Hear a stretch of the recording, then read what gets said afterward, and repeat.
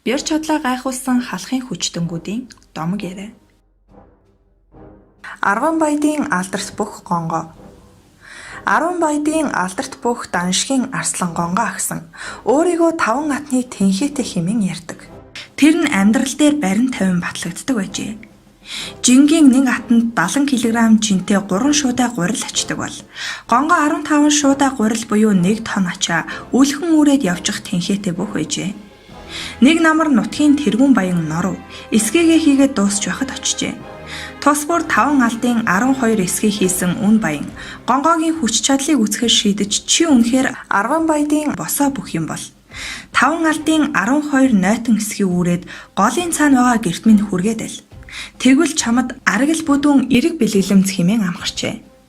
5 алдын нойтон эсгийг чадал муутай эр хүн хол газар үрч хүрхээргүй хүнд эд гэдгийг азаа буурлууд мандахгүй. Нэг нойтон эсгийн үгүйдээ 70-80 кг нүсэр жинтэй. Эсгийг хилцсэн хүмүүс нор баянд хандаж 10 баядын босоо бүхэд та дэндүү баярхаж хитрхи ам гарч байгаа юм шүү. 5 алдын 12 нойтон эсгийг хүн байтугай тэмээч даахгүй шүү дээ. Баярхан гэхэд арай дэнднэ. Танад ямар тэмээ байхгүй ш. Хідэн тэмээнд очиад хүрхчгэлтэй гэлцэхэд бэр чадалтаа найдсан гонгоо арслан шин шүл уумар санагдаж нор баян ам гарчил байг. Та нар элбээд энэ хідэн эсгийг дөрвөлжлөд боочих. Хэрвээ би даахгүй бол унаж яваа морио өгчгöd 2 зээр дээрээ жирээлгээд харийг хийхэд эсгийг ч шуугалдан байж 12 эсгийг 4 нугалж давхарлаж бооход баг шиг байшингийн дайтай ачаа болов гин.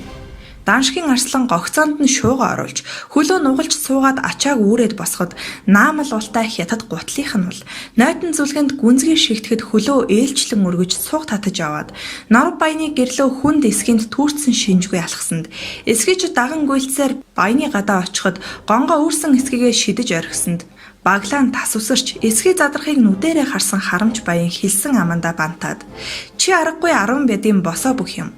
Гэрт орж цайв хоол идчихэд хонь ирэхээр дуртай эргээ барьж аваад яваарэ гэжээ. Ийхүү ядуу амьдралтай бүх гонгоо мөрийн давсан эргээ гаргаж хөгшин ихтэйгээ шиншүл уусан юм гин билээ химэн өдгөө түүний уугол нутгийнхан бахархан ярьсаар бөлгөө. Алдарт бүх гонгоо одоогийн Увс аймгийн 100%, Малчин сумын зааг нутгаар нутаглаж 20 дугаар зууны эхэн үед барилдаж хосгүй бяр тэнхээ хүч чадлаараа гайхуулж явжээ. Хүйтний туйл босон тэр нутгийн дүн өвлөр гонгоо арсланг орсууд мөрийцэх нэрээр тэсийн голын усанд бүтэн хоногоор суулгаж мөстэй хамт хөлдөөхөд тэр юу ч болоогүй юм шиг барьцалтж хүлдсэн голын мандлыг хаг татан гарч ирж байжээ. Гонгоо арсланг нас ороход зан олны шүтдэг хүрмийн овон дээр оршуулсан гих бөгөөд түүний цээж нь үйгүй битүү байсан хэмээдэг. Гонгоо арслангийн битүү ясар бүрдсэн цээжинд жил болгон өлөгчин чон очиж бэлтэргээ гаргадаг байсан аж. Тиймээс тухайн нутгийнхан түүнийг чонон зүрхтэй, аимшиггүй зоригтой нэг юм байсан хэмээн домоглон ярьдаг. Социализмын үед элдв домог шашны зан үйл, ёс заншлын эсрэг дайн зарласан байлаа.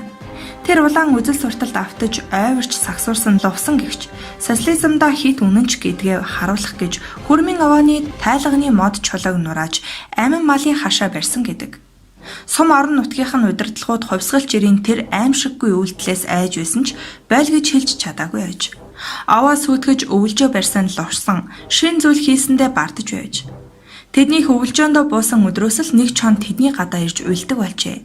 Оюун ухааныг мунхруулдаг шашны үнэн нүүр царайг харуулж чадсан лувсан малын дайсан чоныг устгах гэж нэг шөнө карабин буугаа сумлаад гарчээ. Чон тэдний өвлжөөнөөс зайдуухан уйлж байснаа гэрээс хүн гарч ирэх чимээнэр бүг шогшин урт талын хөтөлтөөр очихын сарны саруулд тодорхой харагдаж байв. Лувсан ч ботсоогонд бие халахлан гитсээр чононд нилээд ойртож очжээ. Бууныхаа замгийг тачигнуулахад чонын сэрвэний ус гэрэл цацрах мэт харагджээ. Гохоо дарахт буун гацаж орхив. Чон цас манруулан хайраасаар лувсангийн өөдөөс ирж яв. Тэр сандарсандаа буугараа оролдож байтал буун цэник авч тасхийн дуурсан байна. Сум яах хийхин зургүй хараагаад ирж явсан чон руу биш, лувсангийн мөрөнд тусчээ. Бууны ам өөр тийш харж байхад сум өөрийг нь онсныг бүдэг бадаг мэдрээд тэрбээр цасан дээр тэрийг хадан унжээ. Шархандаа яолж хөвцсөн лувсангийн хажууд ирсэн чоны нүд час улаан цог шиг бөгөөд арчаагүй байдалд орсон түүнийг цоо ширтэж байв. Чон хүний хэлээр овоо тахилыг буцааж босго гэж хэлэх шиг болжээ. Сүүлд лувсан айсан үед тийм үг сонсогдох шиг санагдсан байж болно гэж тайвшрах гэж оролдож байсан гэдэг. Гэхдээ хүний хэлээр ярьсан чон түүний нүр рүү сарчхаад яваад өгсөн болохоор хавар боломгц өвлжөөгөө буулгаж овоог нууцаар сэргээсэн гэдэг. Хүрмийн овоон дээр чонын ув улаанууд асч байдаг гинлээ. Хүдэр химээх даян авраг гомбчав. Халахын Сэцэнхан аймгийн Самбэсийн хошууны ядуу ард хүдэр химээх даян авраг гомбчавын тухай олон домог яриа байдаг. 1810 оны цагаан морьжил Монголын дорнод их тал донд айл хэсэж ам зууж явсан ядуу бүсгүй долчингийн ногон мөр мэндэлсэн ирээдүйн даян авраг байжээ. Ямар ч бэлтгэлгүй нар салхи ахуулан төрж хүдэр чирэг байдлаар хүн болж байгааг нь өхөөрдөн хүдэр нэр хайрлсан гэдэг. Тэрбээр 1830-аас 1840 онд 7 хошуу даншиг наадам хийгээд 10 засгийн наадамд хүч чадлаа гайхуулан барилдаж даян авраг цол хүртсэн гэжээ. Гомбчав хүү 17-8 настайдаа нэгэн баян айлд зарцлагдаж тэдний амбан шаранд тэрэг хүллэж аргал төөдөг байжээ. Өдөр бүр ээлж халаагүй аргалд явдаг хүү улам хүч тамир орон зузаарч хур хүчтэй тарган шарна. Өдөр хоног өнгөрөх тусам тураад шарынхан сүүл тасарсан байгааг малч гэрхаа эзэн ажиглаж мэджээ. Учрыг нь олохоор нэг өдөр гомбчав хүү аргалд явахт нь мөрдөж нэгэн довцог дээр гарч суугаад зарцгүйгээ юу хийж байгааг тандаж дурамджээ. Хүү аргалаа төлж дуусчаад тэргээ буулгаж шартаагаа ноцолдож эхлэв. Харсаар байтал бүдүүн шарыг дээр өргөж шидэх юм уу? Эвэрдэж мураад дээш харуулчихж байгаа харагджээ. Багууд өнгөртөл ноцолдсон шар нь эцэж туйлдаад босож чадгаа байжээ. Тэгмэгц хүү шараа өргөж босхон хөтөлж өөрөө тэргэнд орж аргалаа гэрийн ойролцоо авч ирээд шараа тэргэнд оруулж гэрийн гадаа аргалаа буулгахыг нэгд нэгэнгүй харсан баян шар нь турж ицээд байгаагийн учрыг олжээ. Баян зарцаа загналгүй. Чи овоо чадaltaй юм шиг байна. 7 хошуу даншигт явж барилдахгүй юм уу хэмээжээ. Мөн нутгийн нэгэн баян идшээ хийж байтал нас бий гүйтсэн бүдүүн шарыг цохилур алдан цохиж улангасуулан алдаж тэр галзуу шар айл гэр хүм мас үтгэхээр занал хийлэхэд хүдэр даян авраг гүйн очиж хоёр эврээс нь барьж яваад хуг мушгин унгаажээ. Нас бий гүйтсэн буухыг номхруулахаар хоёр эврээс нь барьж аваад мөртөл хүзүүн хугарч үгсэн гэж домоглон ярилцдаг. Ийхүү хойд жил нь 19 настай хүдэр нутгийн бөхчүүдтэй цуг 7 хошууны их даншигт хүч үзэхээр даах хүрийг зорж дорндын их талаас анх удаа гарчээ. Наадмаас ганц өдөр хоцорч очисон ч ам авч барилдах эрхтэй даншигын цалтай том бөхчүүд замдаа айл хэсэж дайлуулж наргиж цэнгэж налайгаад мөд хүрээ орох шинжгүй болохоор нь аманд гарч үзээгүй хөвгөн ихэд яарч том бөхчүүдээс хүрээ орох зам заалгаж аваад төрүүлээд алхажээ. Гэтэл нутгаас гарч үзээгүй болохоор зам буруу замнаж нэгэн их модтой улс донд ормогц төөрж бодолж баруун хойш чиглэх зам хөндөй даган явжээ. Тэгсээр хөндөй өндөр улс донд орой нар шингэх үеэр нэгэн айлд буужээ. Гэтэл тэнд хонохыг хүссэнгүй. Бушуухан явмаар санагдсан тул хүрээ орох зам асуужээ. Уранхай ноорхой хувцастай биерхүү булаа хөвгүнийг гэрийн эдэд цай тараг хоормгоор дайлаад энэ их үргэлжилсэн уулын өвөр талаар тойрвол 2 хоногийн зай бий. Ааш хилээр нь давдаг өөр нэг балархай жим бий. Тэр жим их ойр боловч хүн амтан явхаа болсон юм. Уг нь энэ уулыг ихт даваад явбал хүрээ ойрхон л доо. Даанч хүн барьж иддэг баавгатай болцоход түүгээр амтан явхаа байчхаад байгаа юм хэмээн гэрийн эдэд хэлжээ. Хүдэр угаас баавгаа үзээгүй тул баавга гэж ямархуу амтан байдаг юм бэ? Хэр зэрэг чадaltaй амтан бэ? Биеийн том уу хэмээн баавгаан тухай лавлан асуугаад нас бий гүйтсэн шараас томгүй гэдгийг нь дуулаад тайвширч тэр хүн барьж иддэг баавгаатай гэгддэг балархай жимээр явхаар шийдээд морджээ. Тэр айлынхан хүдрийг уулын арын шил чиглэн модон дундуур явчихыг хараад ихэд гайхан хөөр хідөө хаа газрын тэнэг тэнмэл амтын юм болтоо хэлсээр байхад махчин баавгаа руу яваад өгөхийг бодоход маанаг амтан байхаас зайлахгүй гэлцээр хоцорчээ. Үүр цайх төхөж байхад гэрийн хан шажигнаж унь унаж эхлэхэд өнөө айлынхан учиргүй яаж өнөө маанагыг баавгаа барьж идчихэд биднийг барьж идэхээр мөрөөр нь ирснээс зайлахгүй хэмээн айж имэцгэж байтал хаалга онгож бүдүүн хар юм орж ирэх шиг болсноо пит хийдэл газар очиод чив чимээгүй болчихвгүй. Гэрийн эзэн шүдэнд зурж харвал тэр нь баавгаа биш. Өнөө залуу цус нүчтэйгөө хутгалтжсэн хөвтөж байх нь тэр. Гэрийнхэн босч тулгын баруун талд тэрийн унсан хүдрийг өндийлгэж үзвэл 2 гарынхан шуу гадна талаараа юу ч үгүй урагдан зулгарч цус нь асгарч байжээ. Гарыг нь угааж боож өгөөд сүүн амсуулан сувилж, нар гарах үед ухаан орсон хүдрээс юу болсныг асуувал. Би эндээс мордоод замын ойрыг бодож, уулын шилт аваад дөхөж очтол харанхуй дунд морь маань үргээд урагш явж өгсөнгүй. Тэгэхээр нь буугаад морио хөтлөн явтал урдаас маань их үстэй том хар амтан над руу тэр чигээрээ дайраад ирэхтэн сандрахтаа би хоёр гараараа хоёр чихнээс нь барьж аваад доош дарж мөргүүллээ. Гэтэл тэр амтан аймаар муухай дугарч дээшээ өндөж ирэхтэн хичнээн хүчлэн даравч дийлсэнгүй. Надтай чацуу болон босч ирэв. Би барьсан барьцаа алдахгүй байж дахин доошоо дарж газар улам хүчтэй мөргүүллээ. Тэр амтан улам хүчтэй босч ирлээ. Дахиад л би дарлаа. Ингэж тэр амтан бид хоёр дээш доош бололцсоор шүнийг барж сүүлдээ айх цуцах дийлээд юугаач мэдсэнгүй. Нэг мэдхэд тэр амтан хөдөлгөө байсан. Тэгэд миний хоёр шууны арьс мах цулгарч гүйцсэн болохоор орхиод танах руу ирлээ хэмээжээ. Энэ яриг сонссон гэрийнхэн энэ хүн лав солиорч айснаас болоод дэмий ярьж байх шиг байна. Хэрв нөгөө аюултай баавгатай тааралцсан бол юун тэгж барьж авч дарж дийлэх вэ? Энэ байтгаа 20-30 хүнч дийлэхгүй гэлцээд өдөр болсон хаана хідэн хүн нийлж нөгөө газар нь очижээ. Гэтэл нутаг усныхны зүрхэнд орсон нөгөө аимшигт том баавгай толгооны арьс хошуунаасаа гэдрэг шамарч ясмах нь гарчсан үгсэн байв. Түүний толгоон дэргэд нилээд гүнзгий нүх байх бөгөөд энэ нь хүдэр баавгайг хоншоороор нь мөргүүлсээр байгаад газрыг хонхойлгож тэр нүхэнд хоёр шуугаа үрж гүйцсэн хэрэг байжээ. Ийхүү тэд ирээдүйн даян аваргын хүч чадлыг гайхаж биширсэн гэдэг. Хүдэр тэр жилдээ барилдаж чадаагүй боцжээ. Гэвч түүний хойд жилийн даншиг наадамд барилдсан гэдэг яриа бий.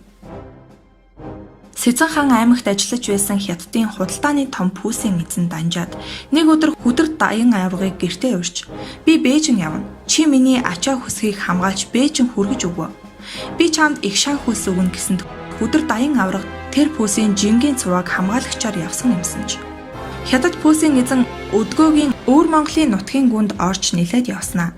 Гэнэт жингийн цуваагаа зогсоож энд үдлэн ачаагаа буулгах хэмээн тушааж хүдэр даян аваргыг дуудан чамайг маш их чадaltaй сайн бүх гэж дуусан. Чи энэ чулууг өргөж тэр чулуун дээр тавиа. Тэгвэл чамд их шан өгнө гэд хэвтэж буй бүдүүн үхрийн дайтай хөгчөлөө рүү зааж гин.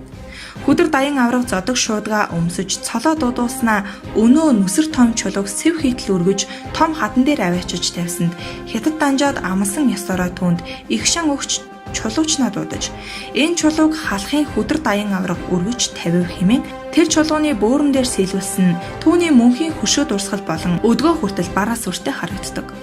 Баян түмнээс долнор орох замд байх энэхүү үхрийн дайтай том чулуун дээр үүнийг сан байсын хошууны хүдэр даян авраг хэмээх хүн өргөж тавилаа. Ийм хүчтэй хүн байсныг хожмын хүмүүс мэдтүгэ гэсэн хятад бичгээр бичсэн байдаг ажээ. Улсын арслан боохоо хэмээх данзан. Данзан арслан гараа дэвээ сайхантай бүх байсан бөгөөд дэвээ шавааг нь харах гэж наадамчид хошуурдаг байсан гэсэн яриач бий.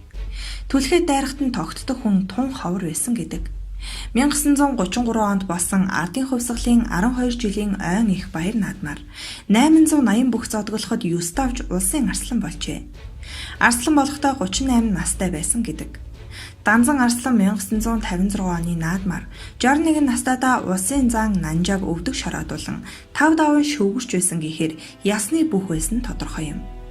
Данзан арслангийн боохо хочийг ааш арншинтай зарим нь холбож ярих нь бий. Бас хүнд бууж өгдөггүй тэнцэгч чанараар нэрлсэн байж болох юм гэсэн таамагч байдаг. Олны дунд тархснаар бол хаврын уур орсон цаг юмсан ч. Данзан арслан Баян хаангаа уулын өвөрт хаварчиж байсан хотел руу явж байгаад тогтхын даваан дээр дөрөө мулталж гин.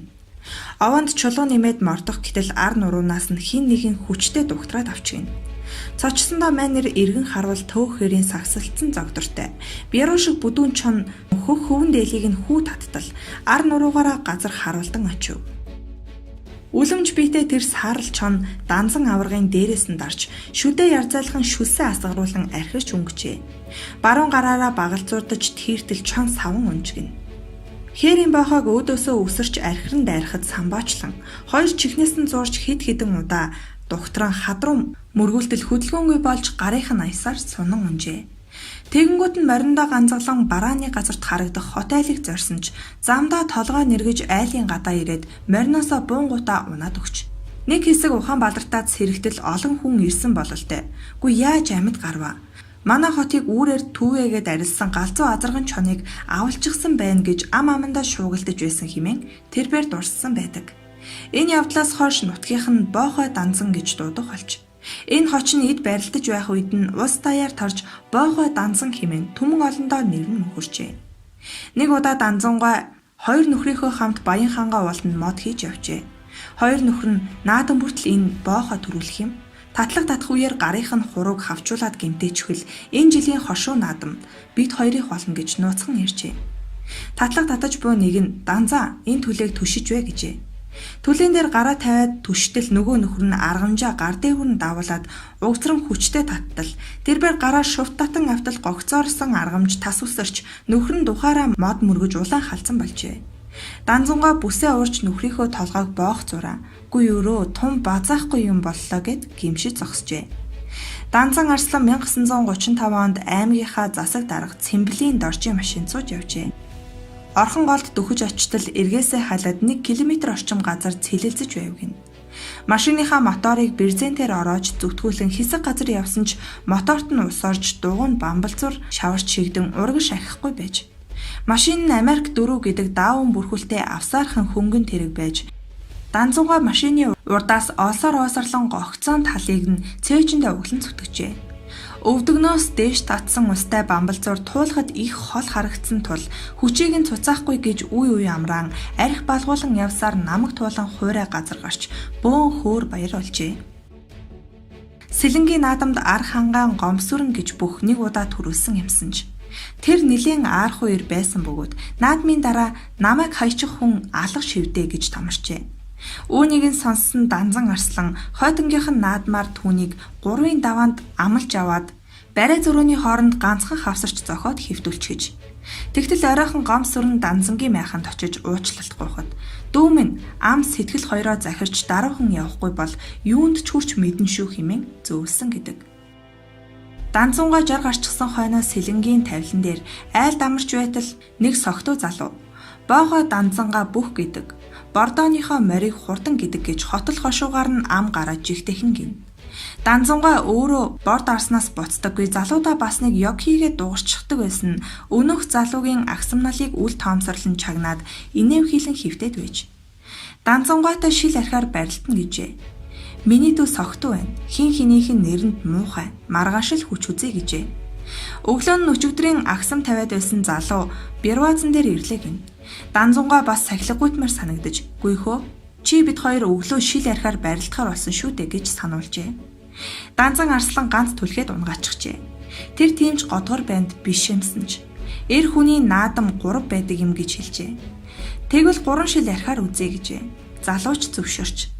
Данзангаа 3 удаа түлхэх дархан мэхээрээ хаячгаад 2 шил архийг нь аваад нэгийг нь залуугийн өвөрт хийж өгөөд олны газар амаа мэдэж яваарэ хэмээн сургамжилсан гэдэг. Данзан Арслан олон бүхийн дивжээнд гарыг нь ганцганд хүргэсний нэг нь даяар дуурсагдах далай даян дархан авраг төвдөн дорж юм. Түүнийг 18 настайдаа Булган аймгийн Сэлэнг бүрэн сумаас Сүхбаатар хотын дамжлаг баазад ирж ачаа ачгчаар ажиллаж байхад нь дотн нөхөрлөж мэх зааж зодог шуудгаа бэлгэлж байсан гэдэг. Өдөр даян авраг дэ гомбчав. Хуучин Сэцэнхан аймгийн Минж засгийн хошууны бүх олонд хөдөр даян авраг гэж алдарсан Должингийн гомжав 18 настайдаа бэр амтагдаж барилдах хорхойн гоцогнож явах үедээ нутгийн бөхчүүдтэй даншиг наадамд очиж барилдахаар нутгаас гарчээ. Цаадуулан замдаа айл хэсэж адуу малтай ноцолдож айраг тараг ууцхан хаяа хоорондоо барилдан бэлтгэл хийгээд их л аажуу явцгаах юмгин. Тэр том наадамд анх зодоглож үзэх гэж догдолж явсан гомбчаа хүү яарч чадханд хэднээсээ салан баруун зүгтэл гэхээс өөрийг бараг мэдэхгүй явсаар хан хинти уулын их хөвчөд орчихжээ. Төөрч бодолсон хүү оройхон хэрт нэгэн хотелд ирж хоол унд болж гэдэс гараад шөнийн сэрүүнд газар төгөхөөр болж айлын хүмүүсээр явах чигээ залгахад тэр баруун урд модтой уулын ингэрээр явбал дээр байх. Уг нь араар нь бүдэг зам бийлдэ. Тэрүүгээр явбал арай дүтч хүн барьдаг айхавтар баавгай замд байдаг болохоор нутгийнхан зүгэлхэ байсан юм гэж хэлжээ.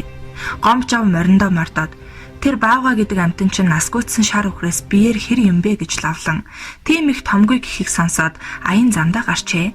Гомжав аль замаар нь явъя да гэж бодож байснаа бяр чадaltaа эрдэн яадгийм Тэр баавгаг их чин тааралдвал барилдаад үзээх үү. Арай дүт гээвэз гэж шийдээд арын замыг сонгон явв. Модон дундуур сүлжин нилээд явтал унаж яваа морин хамраа тачигнуулан хулмалцаад ураг шивха болоход манер мориноосоо бууж хөтлөөд явган явж эхэлжээ. Гэнэт модны мөчөр гişүү хууран үдшийн бүрэнхийд өөдөөс нь нэг бараан юм үсрээд ирэх шиг болж гомчоо хүүгийн сэтгэлд баавгаа гэсэн бодол сэрхийн урдаас нь ухасхийн хоёр чихнээс нь базаад авчээ. Анх хүрэн баавгаач муухай ойрлон хойд хоёр хөл дээрээ босоод ирж гомч авч байдаг чадлаараа гараа угц татан доош дараад авч гин. Тэгээд баавгаач толгоогоо өндийлгэх гэхээр хүчлэн дугтарч нүдэн анд шүдэ зуугаад л газарт мөргүүлээд байж. Сүүлдээ гарынхан шуу хорсоод чийг даагаад янгнаад тэсгийн арга алга гин.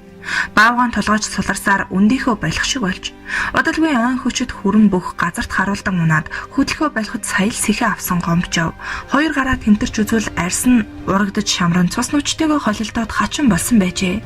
Тэгээд л тусаалдан ухаан баларцсан хүн ирсэн замаа багцаалан буцаж явсаар нөгөө айлын үүдэн дээрч хаалгыг нь угц татан ороход гэрийн хүмүүс нөгөө зөрүүд залхал айхавтар араатан баавгаан уурыг хүргэж бариулаад нөгөө амт нь түүний мөрөөр ирж биднийг сүйтлхэн гэж үхтлээ яасан гэдэг. Сүүлдээ баавгаа биш даншигт барилдахаар яваа нөгөө залуу болохыг мэдэж болсон явдлыг сонсоод маргааш нь хотелын хідэн хүн хоёр хүчтний барилдсан газрыг очиж үзэхэд хаваарчны зөөлөн хөрстэй чиглэг газар онглогдон халцарч бүхүүгийн баавгаан толгой газар мөргүүл чигтгсээр толгойг далд орохоор гүн нүх хонхор гаргачихсан үгсэн баавгаан хоншоор эрүү шанааны арьс мах арга шуйлран ясна гарчихсан байсан гэдэг. Тэгээд ч өөрөө тэнхээ мэдэн тэмцэлдэж байхдаа хоёр гарынхаа ар шууг нүхний ирмэг шороо чулуунд урж гинтээснийг ойлгон баавгаанаас хүчтэй хүн байх нэ хэмээн гайхацгаасан гин. Тэгээд хав ойрдоо гай болж айдас төрүүлсэн хөвчийн хүрэн баавгаан аюулаас салгаж өгсөн гомчавын гарыг эм тан өв сургамлаар эмчлэн идгээсэн ажээ. Гомчав нутагтаа цоглоор алдан улангассан бүдүүн шар өхрийн хоёр иврээс шүүрч аваад хүзүүг нь хуг мушгин бэр чадлаа гайхуулж цам бэйсийн хошуу наадамд даншиг 10 засгийн наадмын цолтой олон бүхийг цувуулан унгаж төрүүлээд байсан үе болохоор баавгаг бүдүүн шар өхрөөс томгийг сонсоод зариуд хүч үзэх гэж аюултай замыг сонгосон хэрэг хэмээн ярьдаг нь ортойч байх. Сэзэн хаан аймгийн зүүн бэйс хан бэйсийн бүхэн сорилгоос тодорсон олон сайчуудын нэг хүдэр даян аврах хэмэхтэй гомчов 1816 оны даншигт шонхор цолтой зодоглон 8 давж энэ наадамд 11 давж төрүүлсэн нэг нутгийн бүх жамын арсланд унсан байдаг. Хүдэр даян аврахтай холбоотой бас нэг хууч бол Сан бэйсийн хошууны нутагт байсан гүн шаварчийн хятад пүүсийн данжаад Монголоос арьс шир ангийн үс элдэг зүйл ачаад нутаг долноор буцахтаа түүнийг замд тохиолдох дээрэм тонуулаас хамгаалуулах зорилгоор авч явахдаа хүч чадлыг нь сорж ургаан мод хатан дээр эргэн хонин чинээ бол харчулуу өргүүлж тавиулаад бяр чадлыг нь багтан мөнөх чулуун дээр үүнийг сан бэйсийн хошууны хүдэр даян авраг гомчов хэмээхэн өргөж тавилаа гэсэн хятад бичиг цохиулж үлдээсэн гэдэг. Бүх буурал. Хуучин Увс аймгийн өмнө говь сум, одоогийн Наранболог сумын нутаг бүхэн шарын нуруугаар голтуу нутгалдаг. Хав ордоо бүх буурал гэж алдарсан хүдэр том биетэй хүчтэнхээ ихтэй эр байжээ. Бүх буурал овоо тахилга ойр тойрны наадамд тунч сайн барилдаж явсан гэдэг. Нэг намар бүх буурлыг хөвчийн хүрэн баавгатай хүч үзэн барилдаж дийлсэн тухай яриа нутаг даяар ам дамжин ярих болж бяр чадлыг нь багтан гайхацгааж байжээ. Тэгээд л үе тэнгийн найз нь үгэнд дурлаж яриа өдөж заах уу буурлаа чамайг баавгатай барилдсан гэж шуугаад байх юм үнэн үү гэж асуухад бүх буурал толгой дохин хүд инээснэ. Баавга гэдэг амьтан чинь их тамиртай амьтан байна л шүү. Тонгорхоороо би орхиод алгадахт нь би унаад байвдаа хэмээн хуучилж суусан гэдэг. Баавга хэмээх данзан арслан. Монгол улсын арслан дээд данзан хуучнаар Шүтэн хаан аймгийн Эрдэнэвангийн хошуу, одоогийн Сэлэнг аймгийн Цагааннуур сумын нутаг хуурч хэмээх газар 1895 онд мэндэлжээ. Данзангаа эд барилдаж байхдаа 1 м 98 см өндөртэй, 120 кг орчим жинтэй байжээ. Данзан арслангийн боохо хочийг ааш аранчинтай зарим нь холбож ярих нь бий. Бас хүнд бууж бүгдэггүй тэмцэгч чанараар нь нэрлсэн байж болох юм гэсэн таамагч байдаг. Олны дунд тархснаар бол хаврын өр орсон цаг юмсан ч. Данзан арслан Баянхангаа уулын өвөрт хаварчиж байсан хотел руу явж байгаад тогтхын даваан дээр дөрөв мулталж гин. Аваанд чулуу нэмээд мордох гэтэл ар нуруунаас нь хэн нэг нь хүчтэй дугтраад авчихна. Цочсондоо манер эргэн харвал төөхрийн сагсалтсан зогдортой. Бярууш бүдүүн чон 100 хөх өвөн дээлийг нь хүү таттал ар нуруугаараа газар харуулдан очив. Үлэмж биетээ тэр сааралчаан данзан аваргын дээрээс нь дарж шүдэ яр зайлган шүлсээ асгаруулan архирч өнгөчээ. Баруун гараараа багалзуурдаж тэртэл чон савж унав гин. Хээрийн бавхаг өөдөөсөө үсэрч архиран дайрахад самбаачлан хоёр чихнээс нь зурж хэд хэдэн удаа докторын хад руу мөргүүлтэл хөдөлгөөнгүй болж гарынхан аясаар сонон унжээ. Тэгэнгүүт нь мориндоо ганцглан барааны газарт харагдах хотелыг зорьсон ч замдаа толгоо нэргэж айлын гадаа ирээд мориноосоо буун гутаа унаад өгч. Данзангуй айлын гадаа ирээд ухаан алдаад унчихжээ. Нэг хэсэг ухаан балартаас зэрэгтэл олон хүн ирсэн бололтой. Гү яаж амьд гарваа? Манай хотыг үүрээр төвөөгээд арилсан галзуу азарган чоныг авалчихсан байна гэж ам амандаа шуугалтаж байсан хэмээн тэрбээр дурсан байдаг. Энэ явдлаас хойш нутгийнх нь боохоо данзан гэж дуудах болж энэ хоч нь эд барилдаж явах үед нь ус даяар тарж боохоо данзан хэмээн түмэн олондоо нэр нь мөнхөрчээ. Баавга хэмээх давагтарч Хинти аймгийн Батширээ цумын Харьяат аймгийн Арслан Цэрэндоржийн давагтарчийг нутгийнх нь Баавга хэмээн хүндэтгэн хочоор нь дууддаг байжээ. Залуу бүх давагтарч 1956 оны намар хан Хинтийн нуруунд нутгийн хашир анчин дашин хамт хөвчийн том анд морджээ. Модны чөлөөгөөр арай төрүүлэн явж байсан дашин өвгнийг шархтаж улангассан Баавга гинэт дайрч яах ихийн завдлагын нүүрнийх нь арсыг хуу татан унжуулж хүч цавраараа алгадах агшинд 17 настай самбаатай хүү давагтарчийн буу тасхийн ой хөвчийг дөргүүлэн цурайтахад хүрэн Баавгач газар харуулдан унаж өвгөн анчин ухаан балартан очсон гэдэг. Тэгээд нарийн шуургааг хуг татан холбож чаргархуу юм хийж дашин өвгнийг дээр нь хэвтүүлэн цасан дээгүүрч ирсээр гэрт нь авчирч байжээ. Ийхүү нутгийн өвгөн анчны амийг хүрэн Баавга хүчит савраас аварсан давагдарж хойтон зун нь эргийг халан үрэлсэн онон мөрний усанд мориноос унад живж хөх гэж байсан бүсгийг бас зориг самбаа гарган аюулаас аварч байжээ. Тэгээд л нутгийнх нь ач тустай давагдарч хүүгээ. Хөвчийн хүрэн Баавганаас хүний ам аварсан давагдарч хөөс сахарсан ононгоос хүүхэн болоосон давагдарч хэмээн бахархан ярилцах болсон гэдэг. Давагдарчийг 1959 онд аймагаас шалгаран Монголын залуучууд оюутны анх дугаар их наадмын үндэсний бүхийн барилдаанд зодоглон Булган аймгийн бүх Б жамын дорчтой барилдахаар дэвжээнд гарахад булганы тэмээ өргөдөг Хинтийн Баавга өргөдөг гэж сүртэй нарахгүй зарлаж байсан гэдэг. Энэ үеэс давагдарчийн Баавга нэр олонд тархсан ажээ. Давагдарч 1965 онд аймгийнхаа наадамд улсын начин иш шарав жамцыг өвдөг шороодуулан төрүүлж аймгийн арслан цол авсан байдаг. Халт дэгэдэх зайлч докторох суйлах зэрэг дархан мэгтэй Цэрэндоржийн давагдарч арслан төрж өссөн Батширээ цум болон зэрэгэлдээ орших Бэндэр Цэнхэр мандал сумдын наадамд олон удаа төрүүлж байсан бэр чадалтай нэгэн байжээ. Жаал хэмээх Донын начин. Жаал хэмээх хочороо олноо танигдсан Ламжовын Донын начин Сэцэн хан аймаг буюу одоогийн Хинти аймгийн Мөрөн сумын нутагт 1904 онд төржээ. 1932 оны Хинти аймгийн наадамд Босоо хэмээх самдан аваргаар 6 даван төрүүлж аймгийн арслан болсон бөгөөд 1934 онд ардын хувьсгалын 13 жилийн ойн их баяр цэнгэл наадамд 5 даван Монгол улсын начин хэмээх эрхэм хүндтэй цолыг хүртсэн байдаг. Түүний бэр чадлын тухай хууч олон байдаг. Нэгэн удаа Сэцэн хан аймгийн бүх жаал доной 7 хошуу даншгийн наадамд ирж барилдаад хамт явах хүмүүсээсээ төрүүлэн нутаг буцахаар яарчээ. Тэгээд оройхон мордож туул голоор гараад зүүн тийш морио ташуураар зөөлөн ороолгон ганцаараа шогшуулж явжээ. Ингэж явхдаа Доноо начин энэ хавч нь хулгай дээрэм ихтэй яггүй газар гэсэн шүү гэсэн бодол төрж сэмхэн эргэж харуул араас нь 2 морьтой хүн дагаад яваа харагджээ. Донооч заа даянч нэг л биштэй гэж санаад мориндоо ташуур өвгөн давхилсаар налаахын баруун хойд хөтөлтөөр гараад эргэж харуул мөнөг 2 нилээд ойролцоо дагаад явсаар байвгэн. Донооч зүхтаад холтчих санаатай улам хурдлан давхисаар буурлын давааны арын булгийн хажууд хүрээд шингэж буй нарны туяан дагуур хартал архан талд нь тоос татуулан явж байв.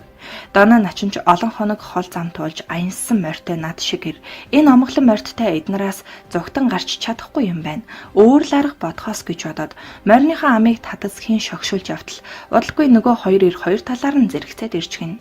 Доноочур айж твцсэн янзгүй тайвнаар сая авцгааж байна уу хэмээн минь дусаа мэдлцэн давааны ингэр хэр хүрээд Доноо начин хэр хөдөө уулдсан ирчүүд байна да хідүүлээ бууж тамхилах уу да гэд морьныхаа амыг татан зогсоход нөгөө хоёр нь ч юун таатай хэрэгвэ гэсэн шиг нэгэн зэрэг тгий гэцхэн морьноос бон газарцсан тамхилжээ. Доной өөрийнхөө хоёр талд суугаа хоёр эрийг ажиглан энэ муу хоёртай барилцаа тавбал дийлэх шүү байгаа даа гэсэн сэтгэл төрж та хоёр хаа хүрэх вэ? Ашгүй зам нийлэх юм биш байгаа хэмээн яриа сэтгэд баруун гар талд суух бараан царай тэр бид холдохгүй. Ойр хаваар олцгайж явдаг хүмүүс хээрээр гэр хицээр дэр хийж сурсан шийдсэн мэхтэй ширүүн гартай улстай гэж сүрдүүлж айлгах үг чулуудахад донооч гаансаа түрүүлэнгээ. За тийм байж. Дан шиг наадам үзээд буцаж яваа дарчин ядруухан амтандаа би байдгаас энэ л байна да гэд бүсэндх дайлангаасаа атга дүүрэн халтар манан хөөргөө гарган ядам хуранаасаа 5 цэнгийн алтан бөгжөө суглан газарт зэрэгцүүлэн тавиад та нар миний утсан чинээ улаан амийг минь өршөө чайрлаач үүнийг л авцгаадаа гэд заахад ховдог хоёр дээрэмчин газарт байгаа хөөрөг бөгж рүү ухсхийн үндэжээ. Тэрхэн агшинд доноо начин тэр хоёр дээрэмчний шилэн хүзүүн дээрээс нь шүүрэн барьж аваад тухаар нь төсхийтэл мөргөлдүүлтэл тэд муухай чарлан цуснуучиндөө хутгалдаан сунаад явчихсан гэдэг. Тэгээд тэд ч умхамгүй зүгтэж доноо начинч айх аюулгүй болж аян замаа хөөсөн гэдэг. Дүлийн хочид наван. Сэцэн хааны жаал доноо начин нэг жилийн дан шиг надунд барилдахаар ирэхдээ нутгийн дүлийн навангэгч барилдах хурд тааруулж Бертинхээ ихтэй бүхийг дагуулад иржээ. 3-ын даваанд дан шиг наадмын дээгүр цолтой нэгэн том бүх ам авахта удам өгсөө муутай юм. Сэцэн хааны жаал доноо начин авъя гэж ойр хавьд чанга дуултахаар хэлж бичүүлээд гарын даа нарын дэрэгдээс хөдлөхтөн ойролцоо зогсож байсан дүлийн навааны зэвүү хурч аазгаа хөдлөн тэр бүхтэй зэрэгцэн хурч очоод дараагийнхаа даваанд арслан та намайг аваарэ гэж хэлээд эргэжээ. Тэр том цолтой бүх доноо начныг унгаагаад 4-ийн даваанд ам авахаар гарын даа нарын дэргэд очиход бүх наваанч хажууд нь зогсож байжээ. Нөгөө бүх нэр сонсож ийш тийш харж байснаа дэрэгдээ шахан байх навааныг хармагцаа. За энэ бор хүүг авъя гэд нэр усыг нь асуун бичүүлээд эргэхтэн наваан доктогоор инэн та арай хатуу ам авчгаагүй байгаадаа хэмээн хор шарыг нь хөдлөжээ. Энэ даваанд гарч барилдахдаа дүлийн наван нөгөө амлаж авсан бүхийхөө зодогны нэг сэнжигнээс 2 гараараа барьж хит хүчтэй угзарснаа 100 гарын барьцаа тавьж нөгөө гар дээрээ тохоод дараад байж гин. Нөгөө бүгч барьцыг тавиулах гэж хүчлэн оролдоод чадсангүй. Наваанч сэнжигний барьцаа тавилгүй үе үе хөдөлгөөнийг нь тааруулан дардж дугтчаад байжээ. Хоёр бүх хаялцалгүй нилээд удаж гин. Сүүлдээ амлаж авсан бүхийн тамир барагдаж хөс цутхан чи хайсан болог гэж хэлээд суугаад өгсөн гэдэг. Дүлийн навангэгч хошуу ноён хардал чанжин бэс пүрүүч авын их сүргийн ороо онгон дагшин хээр марийг барьж сургах болоход ноёны адуучин сэдэд урагчинд хандан за чи ороо хэрийг уургалаад түрчгэлсэн эргүүлж чадвал учир нь алдах байгаа гэжээ. Нэг өглөө сэдэд наван хоёр хэдэн залуусын хамт өвгөн ноёны адуун сүргийн захад ирж ороо хэртэй хэсэг адууг бөөгнүүлэн мань хоёр морио гуйдан зэрэг ухс хийгээд дайрчээ. Сэдэд жуургаа дэвэд орхитолооны хүзүүгээр хийсэн суран хувь ороо хэрийн толгойд ормогц эмэнлийнхээ хойгоор сунгууд угзраад орхитол ороо хэрийн урд хоёр хөл дээр үсэрснээ эргээд ирж гин. Энэ агшинд дүлийн наван мориноос үсрэн бууж очоод ороо хэрийн дэлэнд хүрүүт сэдэд ч уурганы хуваа малтаад авчээ. Ороо хээр наван хоёр тоос дадуулаад л цааш хөдөлсөн байна. Наваа морины дэлнээс угзран хийг тааруулан урд хоёр хөлний өмнөр хөлөө хийгээд таттал эмнэг бүдүүн хээр мор газарт питхийгээд унаад өгч гин. Манер хүзүүн дээр нь хүнд биеэрээ дарж суугаад амьсгаадж ядарсан шинжгүй гаансаа гаргачихсан. Тамхиа нэрж байхад нөхд нь очиж ороо онгон хэрийг оосорлож авсан гэдэг. Дүлийн навангэгч ийм л мойхор хар хүчтэй бүх байсан ажээ. Бормон Арслангийн домог. Засагт хаан аймгийн Дайчин ван Жамсран гомбт орчих хошуунд Бормон Арслан химэх бүх байсан тухай сонирхолтой домог хууч яриа байдаг. Түүнийг тонхил төгрөг дарвин сумынхан бүгд л манай нутгийнх гэцгээдэг. Тэднийг хошууных болохоор энэ ч аргагүй юм. Бормон Арслан хошууны ноёны зээ байсан бөгөөд ядуу зүдүү амьдралтай зэрвс харсан хүнд бол мангар ч юм уу гэмээр харагддаг байжээ. Тэр маш их бэр тэнхээтэй байсан бөгөөд саяхан болтол гүний ус авахар явдаг байсан цайвар зам нь цагаан хайрхан сумын нутагт байсан гэдэг. Тэр 10 гаруй насандаа үхэр малтаа явж орой үхрээ тууж ирэхдээ нэгээс 2 шарыг усан хулган болтол хүлрэгчгсэн байдгийн учрыг лавлвал өдөржин үхэртэй ноцолдоод эцэж орхидог байжээ. 17-8 насандаа шар үхрийг хаашин мушгиж тавиад байдаг болжээ. Бормон нэг удаа хүрээ орж хийдэд эхийгээ мөргүүлэхээр гэрээ үрч дээр нь эхийгээ суулгаж хүрийг зарж байсан гэдэг.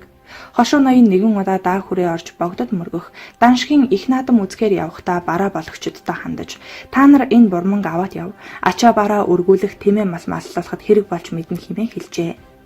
Залуу эр ийхүү тэднийг дагаж яваад даа хүрээнд ирэхэд наадамчид их үсэг майхан саваа харж байгээд түүнийг үлдээгээд наадамд явцгаажээ.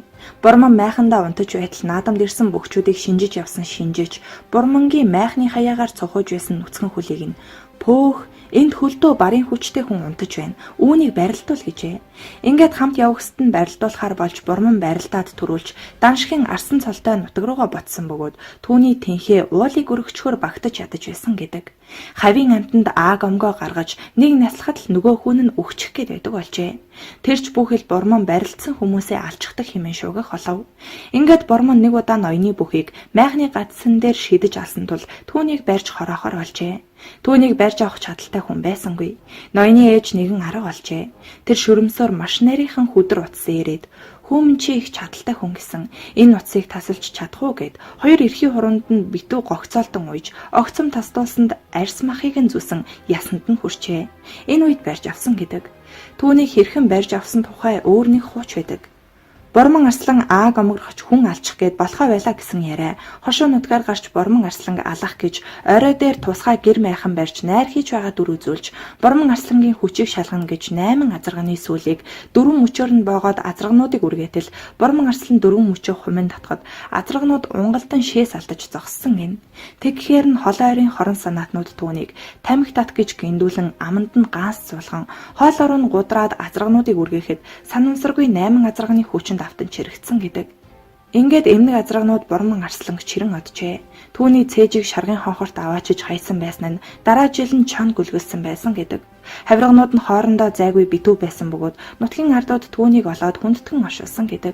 Тэр цагаас хойш хойд нуруунд бүхийн удам тасарч шаргад шилжсэн бөгөөд шарга сумаас хүчит бөхчүүд төрөх болсон гэдэг домог яриа байдаг. Хожим нь дотор газраас буцаж явсан улс нутгийн аянчин бурман гэдэг хүч тэнхээтэй бөхөө энэ нутгийнхан хэрхэн алсан.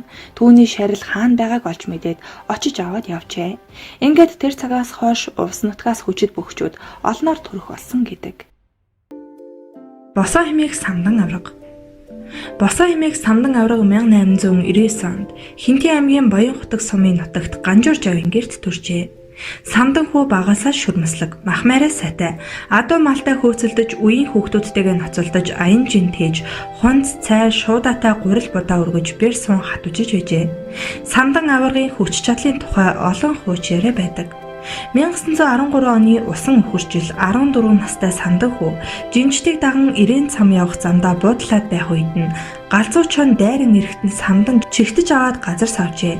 Жинчид очих газраа хүрээд мэрэгчланд үзүүлсэнд гай нүрэлсэн маань хийдэд үргэл өрөг гэжээ.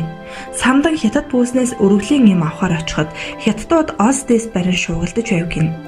Тэнд нэг луус чичирч байхаар нь шууд очоод барьж аваад мушгаад унгаж толгой дээр нь гараад авах үед хятадууд олсоор хүлэн авчээ. Үүнийг харж байсан Данжаад "Чи яасан хүчтэй хуува" гэд дэлгүүртээ дагуулж ороод юу авах вэ гэхээр нь хийдэд хурал хуруулах бараа авна гэжээ.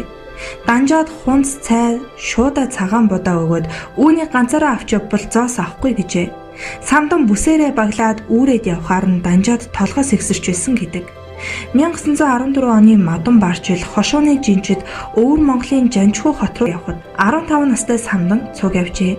Жинчид шилэн голын чуулганы зүүн сүндээр дарж Жанчхүүгийн давааг уруутахад тэмээн тэрэг замын хажуу руу орохоор нь татаад гаргажээ.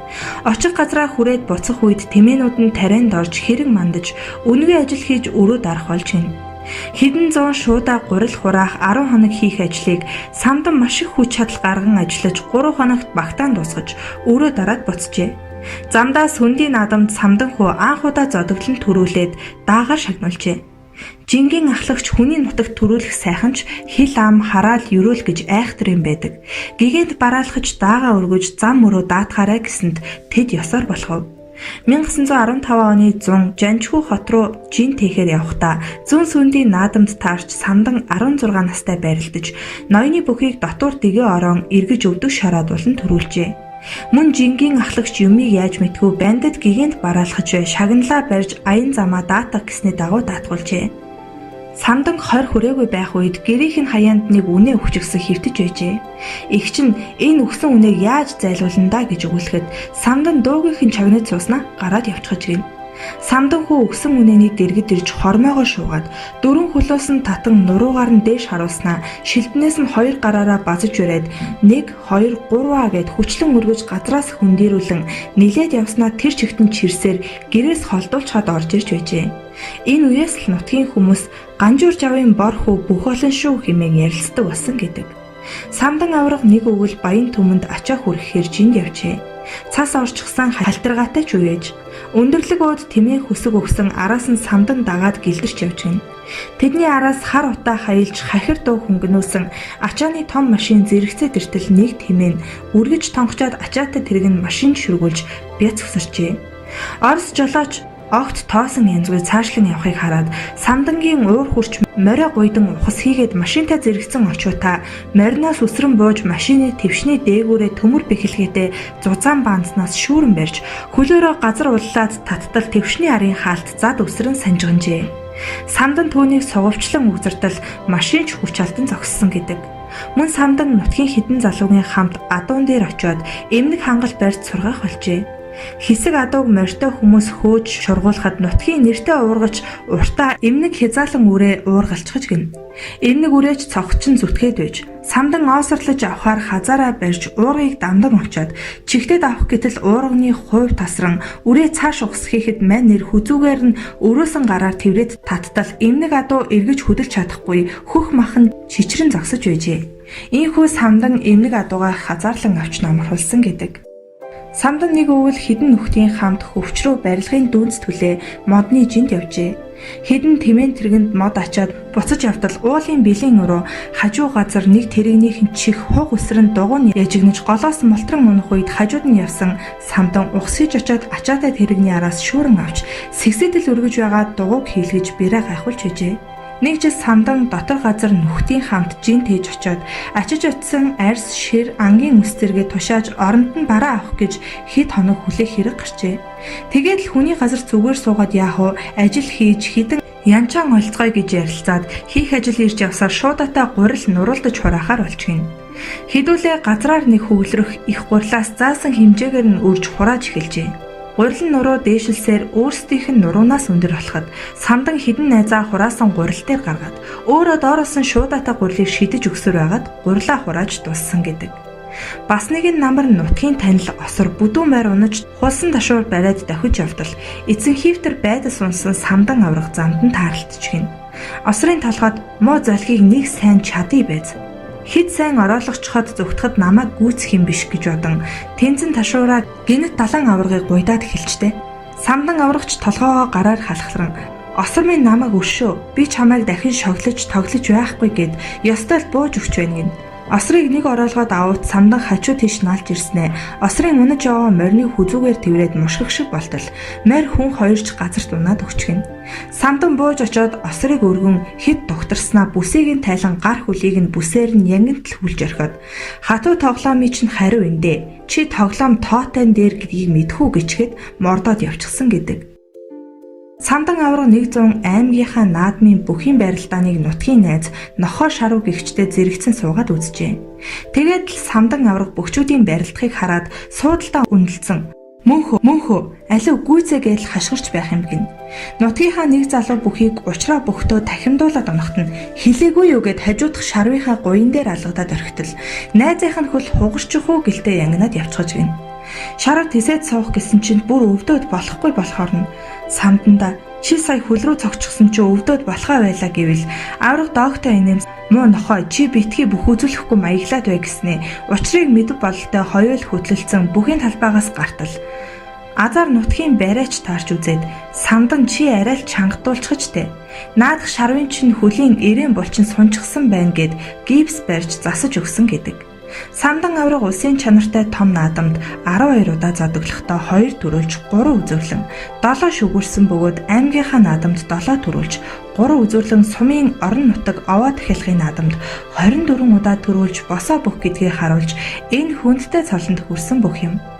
Самдан авраг 1 м 90 см өндөр, хөрслөг зузаан биетэй, гараа дэвээ сайхантай, хашиж цохих, хамж өргөх, халж сойлох зэрэг мэхийг сайн хийдэг бүх хэжээ. Самдан авраг ужиг өвчнөд нэрвэгдэн ухаан муудаад байх үедээ давхар дээвэр дан туурахтай 4 хантай гэрийг ханны ширээр атхан яжигнуулан өргөж доогуур нь шагааж хараад тавьж байсан гэх яриач байдаг. Самдан авраг өвчнийхөө улмаас 1947 онд таалал төгсжээ. Босоо хэмээх самдан аврагын төрж өссөн Баян хотог сумын төвд түүний хөшөө дурсгалыг босгож хөрөг зургийг нь Монгол бүхийн өргөнд байрлуулсан байдаг. Говийн домогт бүх Чива Арслан 17 дугаар зууны үед одоогийн өргөн сумын нутагт Чива Арслан гэдэг ядуу бүх айл бараадан явхдаа гэрээ баглан дээр нь ээжигээ суулгаж үрээд нүүдэг байсан гин. Нэгэн жил айлууд зуншлагтай газар нүүцгээхэд Чива Арслан ээж гэр хоёроо үүрээд нүүдэлд агчээ. Тэрээр модон дөрүүлжийн худаг дээр адуу усалж байгаа хэсэг залуустай тааралдаж ачаага буулгахаас төвөгшөөгөөд өөрөөсөө аяга гарган ус хийж өгөөч гэж гуйжээ. Гэтэл залуус хүн уудаггүй усаа гэж тоглоом хийсэн гин. Тэгэхлээр нь Чива Арслан уурлаж ээж гэр хоёроо буулгаж орхиод худгийн баруун хань байсан ургаа хадыг булга татаж аваад хэн чуухаа бай гэд худгийн амийг таглаад тавьчихжээ. Адуу усалж байсан залуус тэр чулууг яагаад ч зайлуулж чадахгүйг мэдээд эдэшний гүү амлан тэр чулуугаа авч өгөхийг гуйжээ. Чива Арслан гүүгч нь авахгүй харин үүнээс хойш олуулаа хуваах ёстой юмыг бити өмчөрхөж байгаарэ гэчгээд чулууг худгийн амнаас авч идчихэд яваад өгчээ. Сүүлдээ Арслан нас ахиж өөрийн хошуу ноёнд зодог шуудгаа барьж айн зоох юм өгөхийг гуйжээ.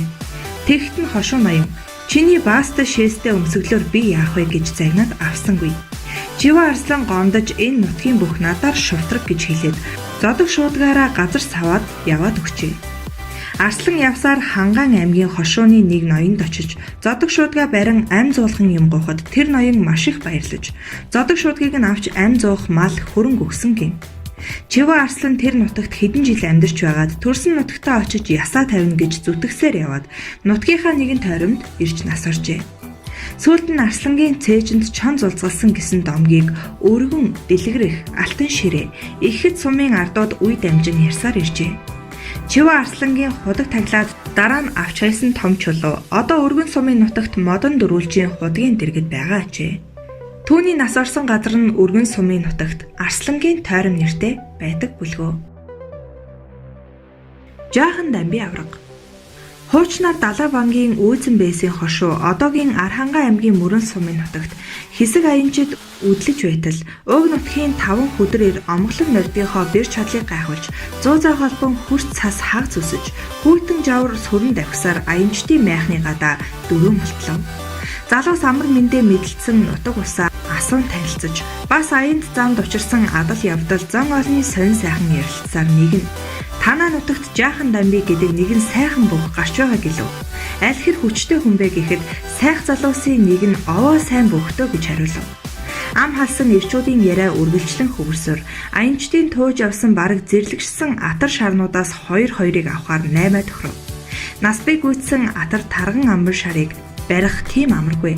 Гэтэл аянчдын нэг нь хажуугаараа дайрч гарсан амбар шарыг ишиг шүүрч байгаа юм шиг сугандаа хавчуулан зогсож байхыг харсан хэн ч итгэмээргүй. Энэ бол хуучин Далай бангийн Үйзэн Бэйсийн хошуунд төрсэн нутгийн хүү Улиастан амбаны зан цэрэнхүү гэгч мөнөөс мөн ажээ. Дамби авраг очиж эвэрдэж байгаад тэрвэрч ирэхэд амбан шар яаж чадахгүй байжээ. Тэгэхэд хамт байсан залуучууд гайхан дуу алдаж бие биесээ нудралтан гайхаш алдсан аваа. Нутаг хошуундаа Жаахан Дамби өөр нутаг хошуунд олон баяр аврах хэмээн нэрссэн энэ бүх 10 засаг 7 хошуу наадамд барилдаагүй юм байна. Энэ бас их учир шалтгаантай. Нэгэн үе хуучин үл болж шинэн зул болсон үзэл сурталын хоосон номлолыг зэвүүцэж эсэргүүцэж байсантай холбоотой. Гэвч Дамби авраг Монгол бүхийн домог болсон. Түүхэнд нэрээ үлдээсэн дуугар лувсан жамба годон дампил нарыг дээрх наадмуудад хайж цацаж цалгиж явсан гэх яриа нутаг хошууны олонний дунд домог болон үлдсэн байна. Тухайлбал Улиастан амбан шүүгийн дөрөвт үлдэхт нь барилдуулалгүй төрүүлсэн хэмээн төрөө бүхийн бай шагнал өгчөжээ. Энэ үед Дамби авраг 57 настай байжээ. Авраг энэ наснда эмнэг хангал азаргыг дэлдэж аваад цавдиж унаг адил ногтолж байсан хэмээн ам дамжин яригдсаар өдий хүрлээ. Лунда Арслангийн хөх чулуу. Архангай аймгийн Их Тамир сум эрт үеэсээ бүх сайтай. Энэ нутгийн алдарт бөхчүүдийн нэг Лундан арслан нь бэр хүч сайтай, унаа хоолтой. Хүчтэнд ааглуулдаггүй, мэгтэнд хуурцдаггүй. Тэвчээр хатуужил сайн уужуу тайван зантай, уран сэтгэмж сайтай. Уян хатан ухаалаг тооцоотой бүх ээжээ. Өрсөлдөгч бүхдөө өргөмжийн даваа хайрладаггүй нэгэн онцлогтой. Энэ тухай дархан авраг мөвгөт дурсан ярихтаа. Лундан арсланг Монгол хүү кинонд тоглоход шороотын цэвэнтэй барилдуулж зургийг нь авчээ. Өрсөлдөгч бүх цэвэнд тухайн үеийн шаардлагаар өвдөг шороотсон юм. Хожим арслан киногоо үзээд би цэвэнд бууж өгөөгүй. Энэ киноноос миний зургийг арилгаж, ахин битгий гаргаараа хэмээн захиж, тоглолтын шагнал 1000 төгрөгөөр буцааж өгсөн юм гэдэг хэмээжээ. Лундан арслан 1929 оны улсын наадамд 1000 орчим бүх барилдсанаас 8 давж, дөрөвдөлдөн нутгийн бүх Б банзар арслан дүнжээ. 1935, 1937 оны ардын хөлсгөлийн 14-16 жилийн агаар 720, 896 бүх барилдахад 32 төлсөн байна. Их тамир сумын Хөхнөр бригадын төвөөс баруун зүгт хөшгийн тал үргэлжлэн Хатуугийн аманд тулж очино. Энэ уужим амын ширээ шиг дэвсэг дээр хэвтэж байгаа үхэр мэт том цул чулуу бий. Тэр чулууг Лундан арслан өргөн авчирч тавьжээ. Арслан энэ чулууг бүсэлхийгээ хүртэл өргөвөл энэ жилийн наадмын бэлтгэл хангаглалаа гэж үздэг байжээ. Нутгийн хүчит бөхчүүд үе тэнгийн залуучуудын дотроос өнөөдрийг хүртэл хинч хөдөлгөж чадаагүй юм. Энэ хүчит арслан улсын авраг хадоотар шиг нуруутай, их тэнхээтэй, биерхүү 130 кг орчим живтэй өгвэжээ.